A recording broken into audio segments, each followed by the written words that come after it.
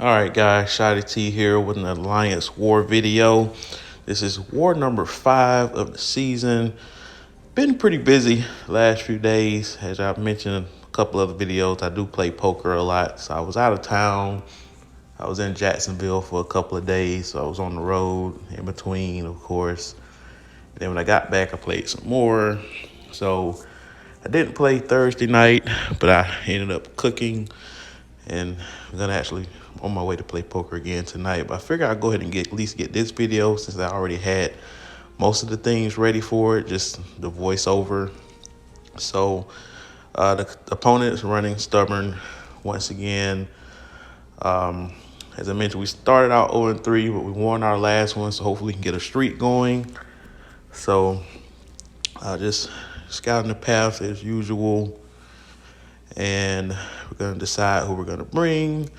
As you can see, we're gold 1 currently, but after this war, if we win this war, we should be back in platinum 4 and then try to aim back for platinum 3 if we can get a extended streak going. So this war, we're going to be bringing Warlock, Magic, and Claire. Warlock and Magic have great synergy together where Warlock, when he throws his SP2, it doesn't gain as much power. The opponent gains 70% less power from it. And then Magic, when she's in limbo, it gives her bonus damage. So, and it's great when you're in the Magic cycle. So first opponent here, we have Agent Venom on Ebb and Flow. Really nothing special here. I guess if people like to rely on parry to knock the opponent down, I guess that's what make the fight a little challenging. But other than that, I mean, it's really not that difficult. He does have a heavy attack that you can heavy counter if you space it properly. So I just used that as the opportunity to knock him down. So obviously it's restored now. And with Claire, of course, I can always heal myself back up with her SP2. Because really nothing else to this fight. So we're baiting that. We baited the heavy. I found if you stand in Mortal Kombat terms, if you stand about sweep distance from the opponent and just stand there, whether you're idling or if you're holding block, a lot of times the opponent will just throw a heavy at you. So, a lot of times if you're just idle, you'll get them to throw specials quite a bit too. So those are just small things, of course. I didn't space myself properly for the heavy counter there, but luckily I wasn't punished. But a lot of times the heavy attack is pretty elongated for them to recover anyway. So we heavy countered that one. Let's see if we can do a backdrop, but he didn't cooperate there. That's okay. We're just trying to maximize his SP2 damage, but we knocked him down again, so accomplished something there. And now we have him in Assassins. And we just intercept him to finish it off. So that's the first fight. All right, next we're gonna have a Sorcerer. So these fights start off pretty innocent to start at the beginning, but then of course, they ramp up in difficulty as usual.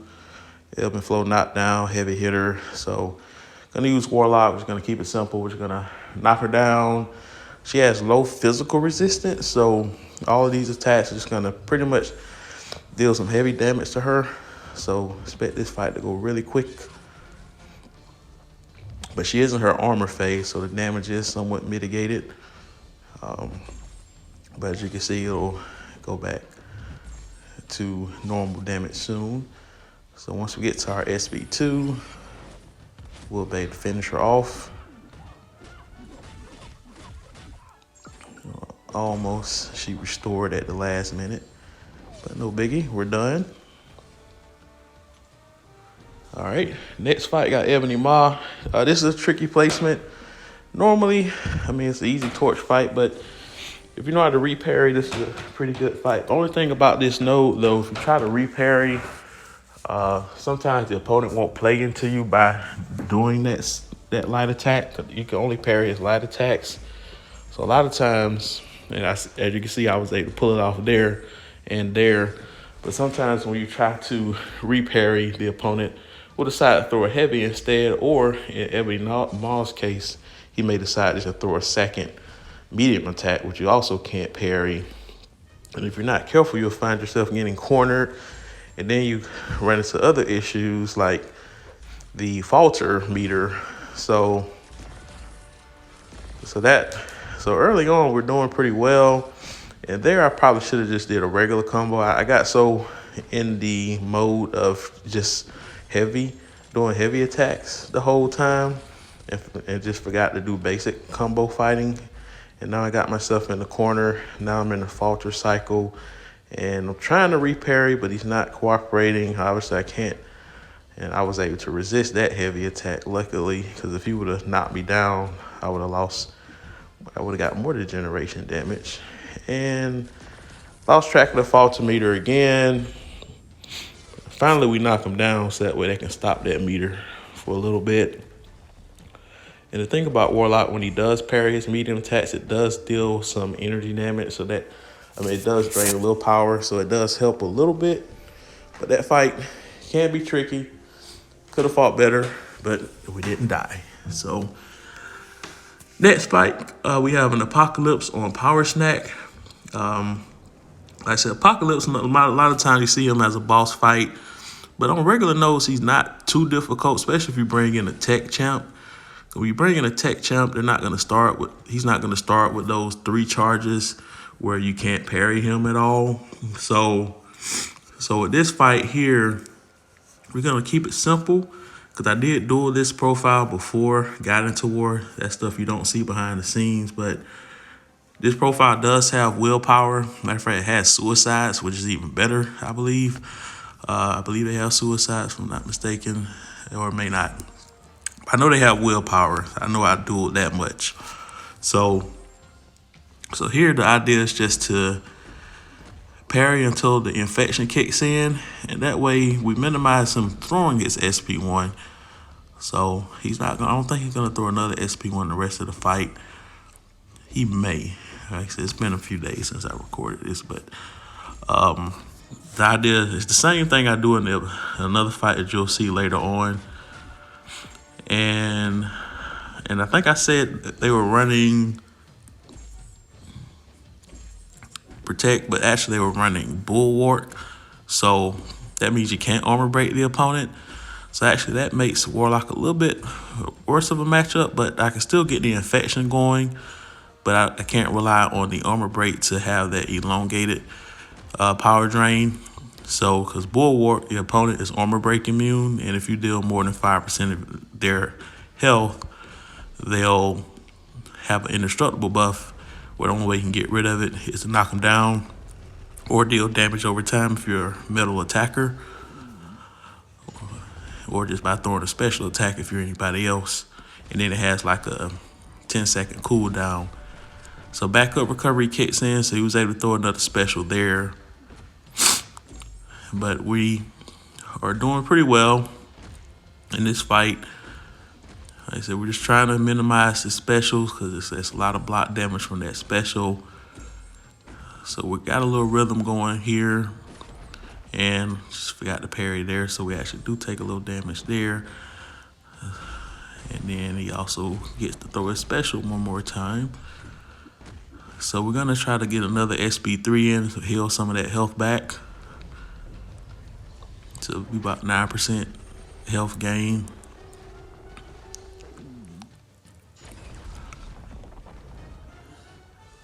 Actually, it was 6% health gain. Surprised it wasn't more than that.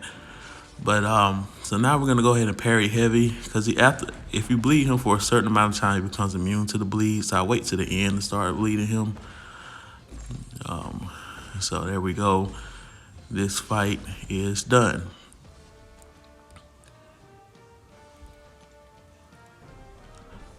All right, next we got Korg, Node 23. Gonna get some pre-fight here. We got the Wags pre-fight. Go ahead, white mags. But here we go. We're gonna use Claire. You guys seen this fight plenty of times before, so really it's just nothing. Just to kind of remind you that it's great to use the white mags pre-fight here. No matter what set the Korg is, you can't shrug off your parry because it's a passive stun. It's not a debuff. So, and of course, you have to keep in mind with Mix Master, so that's why I'm doing medium, light, mediums. You could do a light, medium to build your power meter up more and get rid of its rock stacks quicker. I may do that next time if I'm bored. And lately, I've been kind of struggling with fully evading Gore's SP1. I guess, I don't know. Because at times I quake this node, so I guess with Quake, you don't have to worry about evading its SP1. So I've been kind of sloppy with that of late, but luckily it doesn't hit that hard. But of course with this node, it can hit hard if you let those powers build up. But I decided to just be conservative, just say, okay, I'll just block it. It's not unblockable as long as he doesn't have those crowd charges. The only way you have those crowd charges if you dex multiple times. So, but in this case, there's no reason to dex. But again, Claire could just re-heal that health back. Now we're back to 100% health. And again, we just didn't quite avoid it. So I might have to get back into make sure I'm able to get that crisp again. Because it's going to come a point where it's going to be necessary to avoid all 3 hits. But as of right now, we can get away with it, with Claire at least. We're back at 100% health. So, I mean, just act as if that never did. It never happened. And now we was able to dex him completely towards the end. And he's done.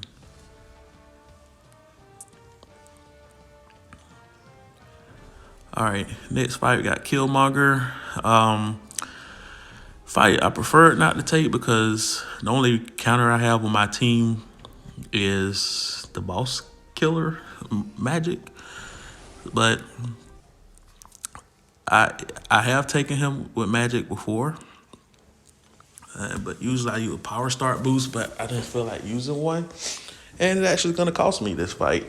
Remind yourself, make sure you use your boost. But again, I prefer not to use it for this fight. And it's possible to do this fight without using the power start boost. So, and really, if you look at this fight in the aftermath, it could have been done. Just there was some sloppiness, and that was the main thing right there. And I was behind the 8 ball from that point on. So now we're just trying to fight ourselves out of the corner. And it's really tough, but I mean, Limbo is saving me a little bit. But we're just trying to fight our way out of the corner. And now we're starting to make some headway. If he throws an SP2, I'll be much in a better shape, but he keeps throwing that SP1. So now we're just trying to find an opening. We just couldn't. So we died. And now you're going to see this second effort. We're going to revive Magic. This is our designated boss killer. And there were some mistakes made. So I realized those mistakes. I said, okay, let's go back in. Go in with the same person. We're just going to approach it just a little different this time. For one, we're going to use the Power Star boost. So, yeah, we learned that lesson. We're just going to keep it simple. Race to my 2 bars of power before he even throws his SP1. You want to be careful not to get hit, though, because you may bleed. And if they have Despair Mastery, you're not going to heal it back. So I decided not to take the hit. So I was 8 there. So we got him power locked. So at the very least, he can't gain kinetic transfer power to keep spamming specials. But we're hoping we don't get him to throw any specials. Again, sweep distance. The opponent can't throw special. You can beta heavy that way. And he did it again. So again, just little things to keep the opponent from throwing special when you don't want them to. So we're doing it again. We're just standing at sweep distance, and there we go. And I didn't punish his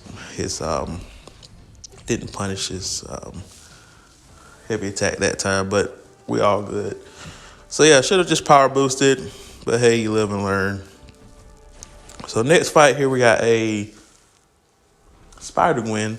So I don't really have the most ideal counter, because the thing with Spider-Gwen, the longer the fight, the more of those evade charges she get, where she's pretty much almost evading every single hit. So I want to try to see if I can get a lot of damage early. So I get the early intercept. Like I said, it's hard to intercept her when she's dancing around, and she doesn't have willpower. Just realized that, but it's okay. Didn't need her to have it. But all I'm doing is just purposely keeping my combo short because I know she has max evade charges, so pretty much almost every attack she's evading. So it makes it more difficult to even get her intercept.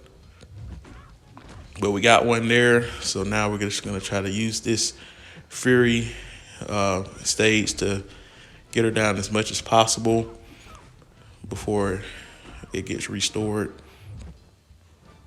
But unfortunately, it didn't. And the protection is gone, but I didn't get the passive Fury. I guess that was because of the Assassin's Mastery. But at least the protection was gone, so we was able to finish her off. All right, next fight, we got Nova. And use Black Widow, Claire for this. Magic can work here too, but Claire has more of a hitbox because of she's rank 3, and also she has that healing SP2 if needed. So, and Claire's a great matchup for Nova. Doom is great as well because really her SP2, like the buff immunity, it makes it easier to intercept him because you don't have to worry about him having that Fury on him that causes an auto block when you try to intercept him. So that's why I like her here. So we're just gonna try to get this intercept right here. He didn't cooperate, but we didn't commit ourselves to that combo, so we was able to recover. All right, there we go. All right, so now we just got to make sure he throws the special now. All right, there we go. Okay. All right, nullify that Fury once again. So we don't have to worry about auto block. And he's done. So great counter. All right, so this is the same profile that had that Apocalypse. So that's why I do this profile primarily because of this opponent. So for those that haven't seen my other videos, I haven't had too many. And I guess it's better to have him placed here because you have that crumbling armor. So it makes the parries hit a little harder. So I may consider just making that adjustment in our BG as well on defense. Because the same node as the previous one. The only difference is that if you have him at the previous fight where I just had Nova, it's limited to only one person that can fight him. But if you put him here, you'll have 3 people, and you're more likely to find somebody that's more likely to have a counter for him. So because of that, yeah, it's probably easier just to keep him on the node I just fought Nova on, because it makes it to where it can cause a potential bottleneck effect where one person if they don't have the right counter, they're not going to get past them. But here, all I'm doing, I'm just parrying. I built up the infection so that way future parries, when he tries to heal off willpower, it's going to drain his power and subsequently degenerate his health because of Warlock's Awaken ability. And so as long as he has that poison on him, which is part of his ability, after every 10 contact, he gains a self-inflicted poison. So that also is counting against him with willpower. So where it's easier to just keep him power drained, and he's never gonna throw an SP1 if you space out your parries. If you keep parry heavy, then the redoubled determination is gonna get him over bar power easily. And then if he throws a special, he's gonna gain more self-inflicted poisons, which is gonna increase that power gain rate. So now it's the next morning. Waking up here. Usually I'm not my best when I wake up, but this particular fight is not too difficult. So we got a Terrax. First time we seen him on this node, but I've seen him on this node in our other BGs, and I know that Claire's a pretty good option. He's bleed immune, so it actually helps Claire gain her power quicker. Similar to when I use her against Thing, but only difference here, she has a class advantage. But the main thing, of course, you have to worry about is his rock field damage. After every time he throws a special attack, he has this rock field and he fights more aggressive. So he's pretty much coming at you. So if you're in his vicinity, you're going to take some rock field damage. And if he's awakened, he starts with that rock field.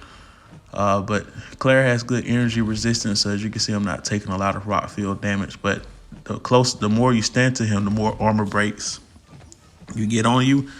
And the more armor breaks you have, the higher that damage will be, because it decreases your armor rating by a pretty good amount by those armor breaks you have on them.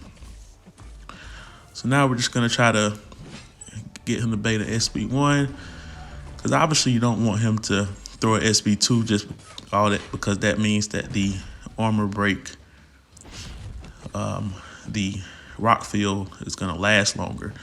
So you can see I hit parry him by mistake and I got punished. Again, we're not fighting the best this morning. I am healing off of that armor with willpower, but the opponent does have despair mastery, so the more of those armors that I had on me, I was healing less. So this time we managed to not get hit. So of course, we try to, because an aggressive AI, if you're close to them, they're definitely going to throw their heavy. So that's the goal there, is to have him throw his heavy attack. That'll buy some time for the rock field to expire. But they did buff him where when he throws a heavy, that rock field, that power drain, it's paused. But still, it's just a matter of just not being cornered. So it is kind of annoying, but it's a great placement. It's a great placement. I mean, you have to have specific counter here, and you have to know what you're doing a little bit. But overall, we're managing it. I mean, as long as I'm not getting hit, I'm fine. I actually got hit with that stun. That pretty much contributed to my health loss for the most part, because the rock field damage is not really killing me a lot, because any damage I take from the rock field damage, when it expires, I'm pretty much gaining it back with the willpower. So, but I get hit again, and that one was kind of scary because I have 10 armor breaks on me. So I could have potentially died there if she wasn't a rank 3 attacker. So here we go to the next fight. So this is probably the main detriment of me not being fully awake. I kind of took this fight for granted. Okay, I was saying, okay, I'm just going to keep it simple, have white mads pre-fight. As long as you have a hero or a metal attacker, you can just safely parry. And we got a pretty good lead, so, and then I get a vote of confidence. This little piggy is about to get squashed, so we're feeling good about ourselves. So, yeah, let's go into this fight. Let's squash this little pig. So obviously with him, you prefer him to throw his SP1. Because SP2, you're going to pretty much take guaranteed block damage. I haven't found a way to evade it yet, so I don't want to have the face of special that I can't block. So as you can see, the alarm just went off. So like I said, I was just waking up. So I was able to finish that Terrats fight without the alarm notification going off. So here, we're just going to parry heavy. And for some reason, I thought these parry heavy would hit him harder. I mean, I didn't think he had that much good resistance. Now, the crit did some damage, but even when it didn't crit, I thought it would hit him harder. So now he's not throwing his special. So now he's at SP2. And now I'm in trouble and plus he doesn't have willpower. So, yeah, so I can't even rely on that to drain his health. So I need him to throw his special. But the thing about this node, you got a brute force. And he's just not throwing his special. I'm trying to bait this special. He's just not throwing it. And in the meantime, so I just said to myself, I'm gonna go to 3 bars of power. I'm gonna drain it that way. But I had the little power sting thing on me, and I know you take a lot of damage, but I thought 47% health would have been enough to sustain it, but. That's all, folks.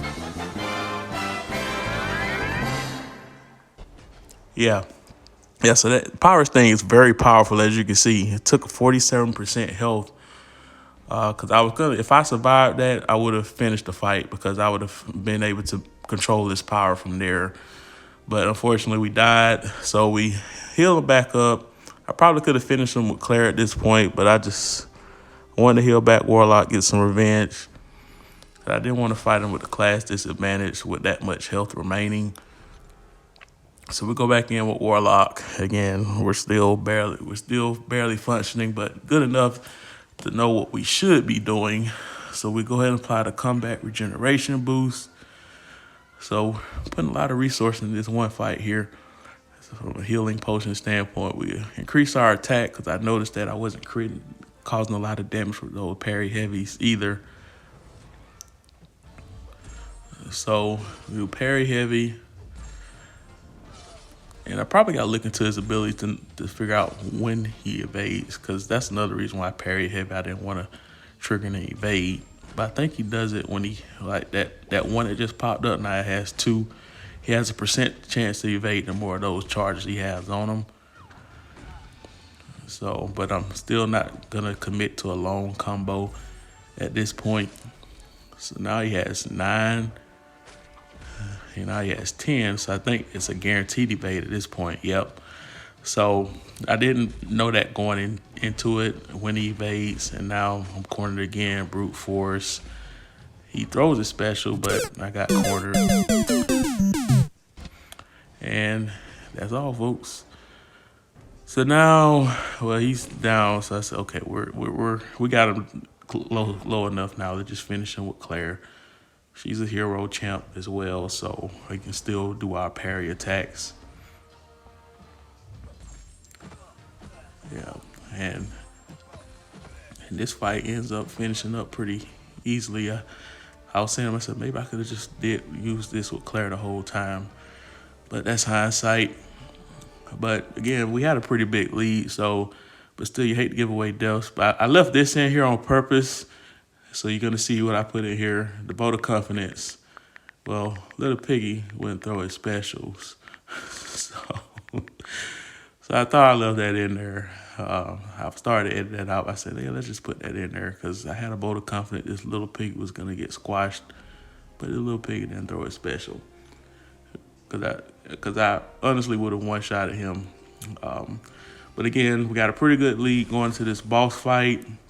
So because of that, we're not even going to throw a boost on Magic. We got the pre-fight with White Magneto, the 15% attack boost, but we're not going to boost.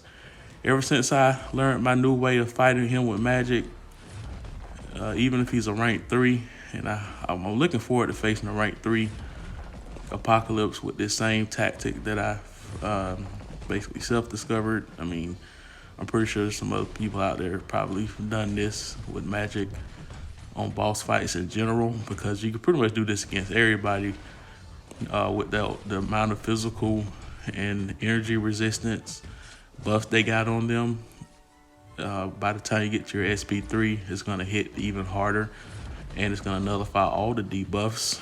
And if you have a high level of Mystic Dispersion, you're pretty much going to be right back up to 2 bars of power to resume the magic cycle, because the thing about her SP3, it does not generate power on the opponent. So if the opponent has less than 1 bar of power when you throw that SP2, then that means you can safely go back and do the magic cycle after the SP3, as long as you nullified enough buffs combined with Mystic Dispersion to get back up there.